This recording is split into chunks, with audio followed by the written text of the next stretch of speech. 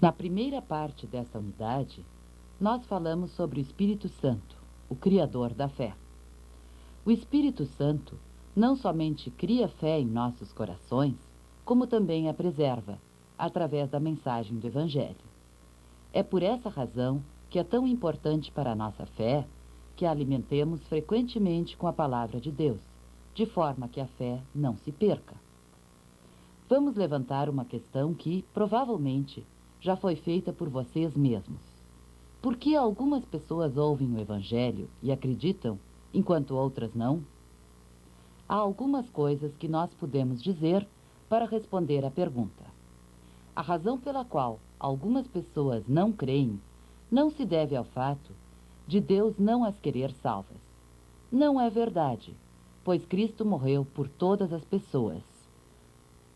Como 1 Timóteo 2:4 diz. Ele, Deus, quer que todos sejam salvos e venham a conhecer a verdade. E Ezequiel 33:11 diz. Diga-lhes que juro pela minha vida que eu, o Senhor Eterno, não me alegro com a morte de um pecador. Eu gostaria que ele parasse de fazer o mal e vivesse.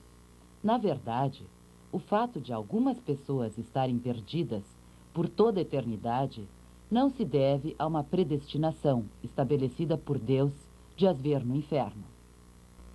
Estevão, o primeiro mártir cristão, disse aos judeus que o mataram.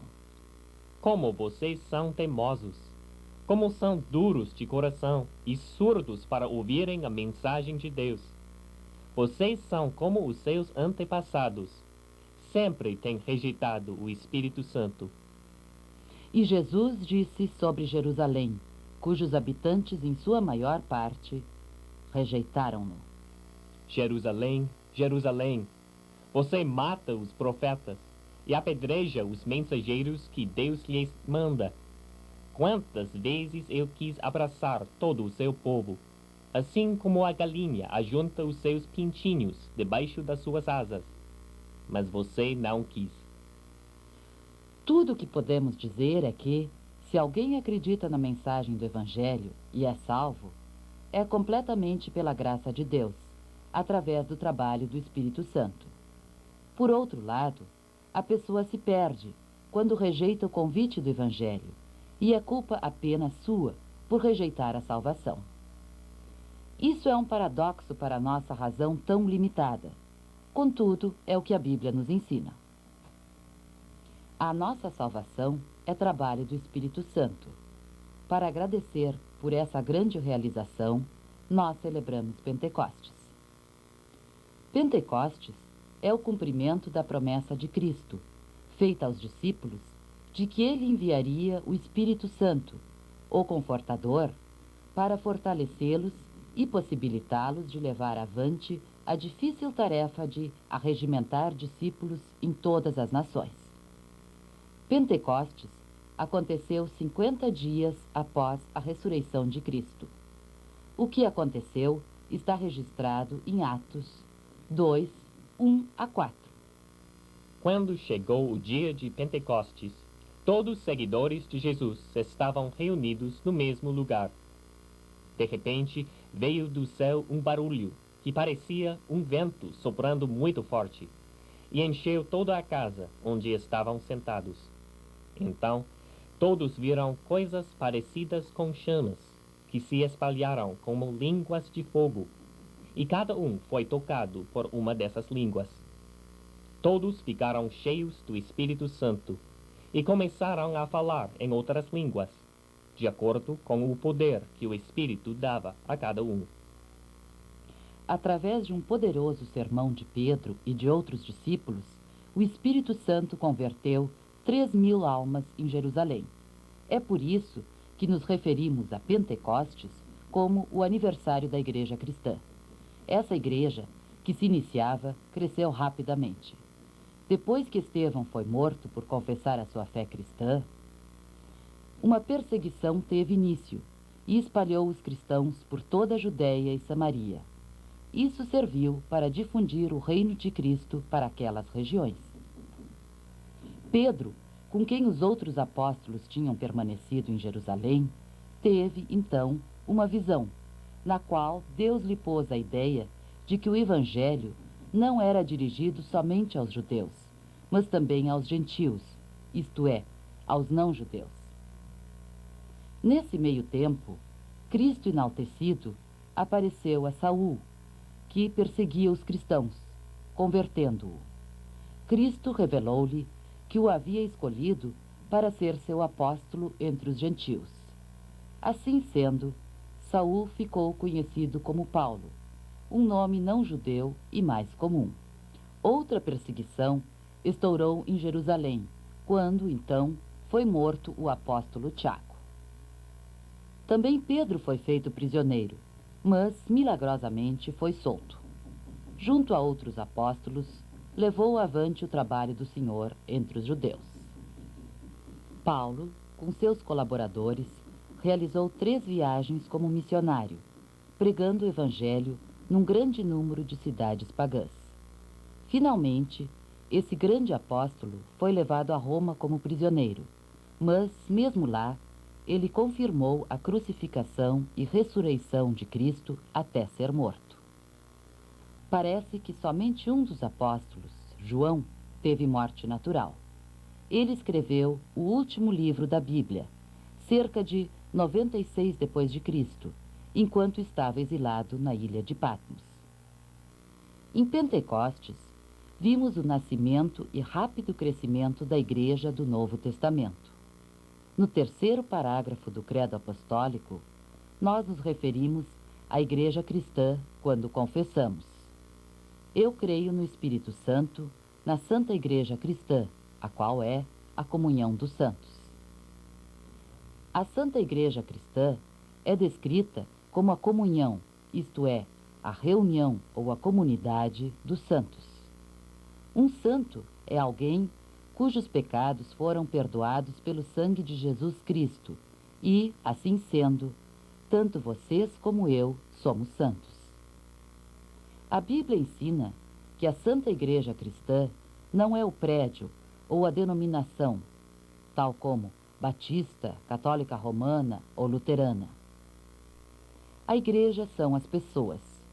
É composta de todos aqueles indivíduos, de todas as épocas, de todos os lugares e de todas as denominações, aqueles indivíduos que foram levados pelo Espírito Santo, por meio da palavra, a confiarem em Jesus como seu Salvador.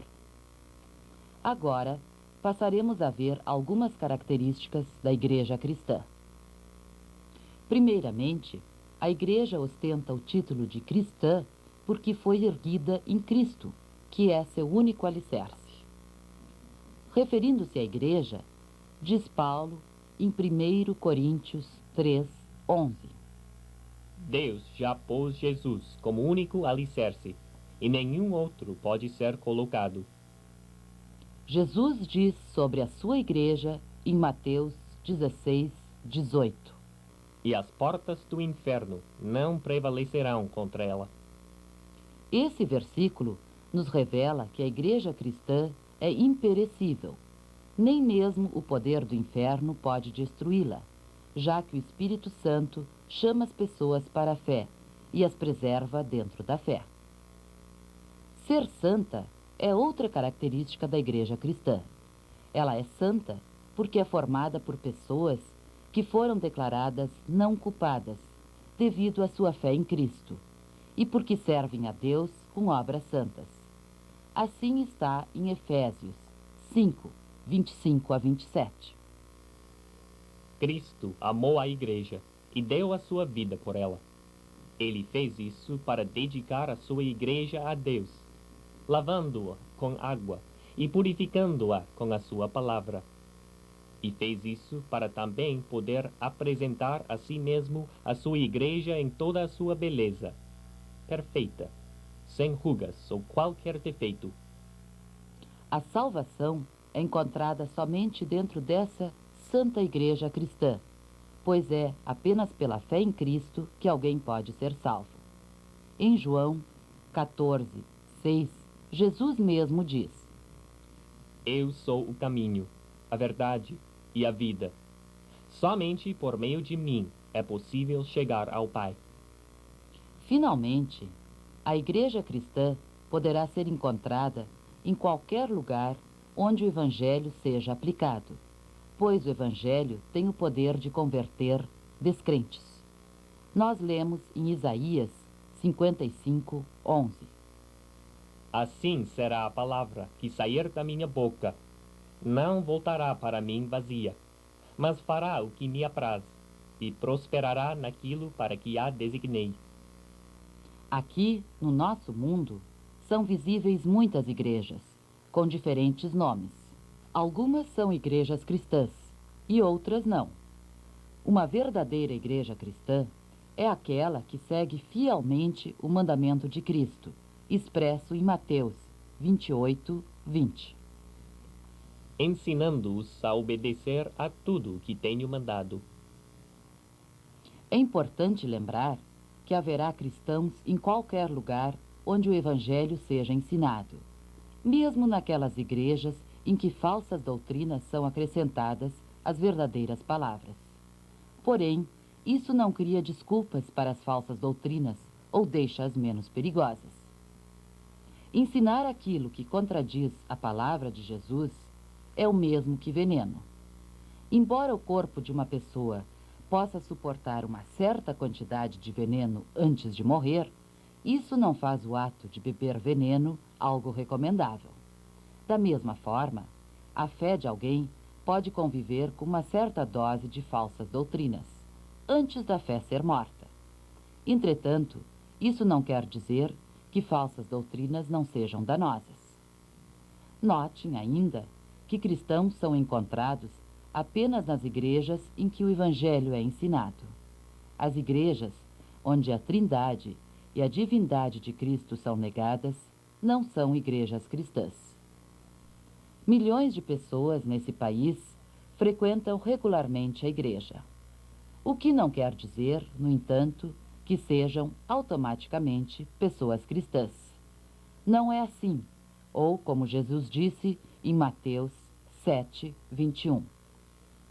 Nem todo que me chama Senhor, Senhor, entrará no reino do céu, mas somente aquele que faz a vontade do meu Pai, que está no céu. Muitas pessoas que frequentam a igreja com regularidade são hipócritas, isso é, são pessoas que não acreditam verdadeiramente. E é nesse sentido que fazemos a distinção entre a igreja visível e a invisível. As igrejas visíveis são formadas por pessoas que têm a pretensão de serem cristãs. É uma igreja visível, porque seus membros podem ser apontados e contados. Entretanto, alguns que proclamam a sua fé não passam de hipócritas. A igreja invisível é menor. É formada por todos aqueles que realmente creem em Cristo. É invisível para nós porque, como 1 Samuel 16, 7 diz: Elas olham para a aparência, mas eu, o Senhor, vejo o coração. Somente nosso Senhor pode ler no coração das pessoas que se dizem cristãs e determinar se elas possuem uma fé genuína. Uma coisa mais sobre a igreja. Não pensem jamais que assumir publicamente a posição de membro de uma igreja poderá salvá-los. Lembrem-se que somente Cristo é a causa da nossa salvação. Por outro lado, não deixa de ser importante assumir declaradamente a sua relação e as suas atividades com a igreja. Aliás, Deus nos conclama a realizar o seu trabalho como membros de uma igreja de algum local. Ele espera que nos juntemos a uma igreja, mas não a qualquer igreja. Deus espera que nos juntemos a uma igreja na qual a sua palavra seja ensinada na verdade e na pureza, e onde seus sacramentos sejam corretamente administrados. Em João 8:31, Jesus disse aos discípulos: Se vocês obedecerem às minhas palavras, serão de fato meus seguidores. Referindo-se àquelas igrejas onde a sua palavra não é ensinada como ele a ensinou, Cristo nos avisa em Mateus 7:15. Cuidado com os falsos profetas. Eles vêm disfarçados de ovelhas, mas por dentro são lobos selvagens.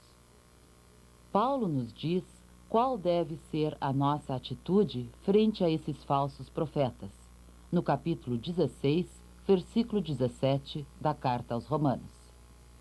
Meus irmãos, peço que tomem cuidado com os que provocam divisões, atrapalham os outros na fé e vão contra o ensinamento que vocês receberam. Afastem-se deles. Nós queremos evitar qualquer coisa que possa provocar dano à nossa fé cristã. Lembrem-se, seus maiores bens não são sua casa, seu carro ou mesmo a sua família. Seu maior bem é o dom divino da fé em Cristo, o seu Salvador. Deus nos conclamou a ser parte de uma igreja cristã, a fim de nutrirmos e fortalecermos a nossa fé. Deus quer que cada cristão encontre uma igreja visível, que seja fiel a Ele e quer também que a utilizemos e a apoiemos fielmente. Vamos, a seguir, aos exercícios de revisão e reforço.